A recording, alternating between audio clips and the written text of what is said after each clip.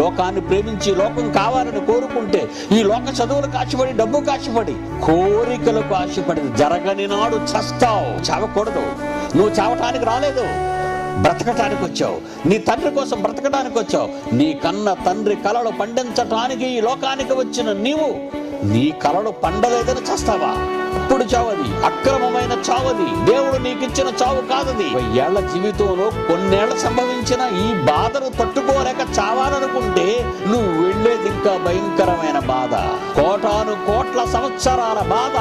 పురుగు చావదు, ఆత్మ చావదు, అగ్ని ఆరదు. 1500 కోట్ల సంవత్సరాలుగా మండుతున్న సూర్యుడిని చూస్తున్నావు నువ్వు. భూమి విశ్వం ఉన్నంత కాలమే ఉంటుంది ఆ సూర్యుడు.